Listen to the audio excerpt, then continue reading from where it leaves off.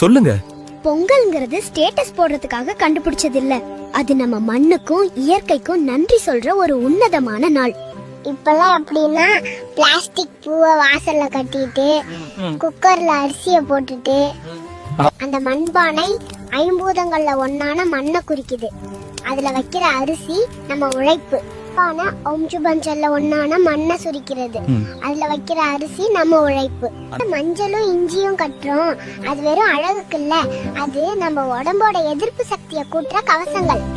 Whistle சத்தம் கேட்டோடனே பொங்கலோ பொங்கல்னு ரீல்ஸ் எடுக்கிறோம். அடப்பாவிகளா, மண்பானையில எதுக்கு பொங்கல் வச்சாங்க தெரியுமா? இந்த கரும்பு எதுக்கு தெரியுமா? வாழ்க்கைங்கிறது கரும்பு மாதிரிதான். நுனியில கொஞ்சம் கசக்கும், ஆனா போக போக இனிக்கும்.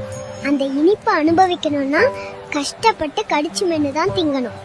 நாம இப்ப என்ன பண்றோம்? கரும்பை கட் பண்ணி ஜூஸா குடிச்சிட்டு ஜிம்முக்கு போய்கிட்டு இருக்கோம். பொங்கலை எதுக்கு வச்சாங்க தெரியுமா?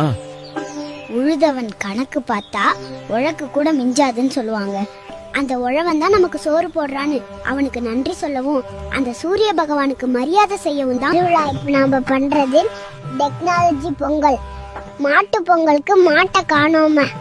இதழும் புதியன புகுதலும் சொன்னா பழைய துணியை தூக்கி போடுறது மட்டும் இல்லப்பா, மனசுல இருக்க அழுக்கையும் தூக்கி போடணும். இதுச்சு மண்ணை காதலிச்சு நம்ம பாரம்பரியத்தை, அதோட அர்த்தம் தெரிஞ்சு கொண்டாடுவோம். இதுதான் உண்மையான பொங்கல். பொங்கல் நல்வாழ்த்துகள். போய் கரும்பை கடிக்கிற வழிய பாருங்க. கடையை கட் பண்ணி வாங்காதீங்க, பல்லு போயிடும்.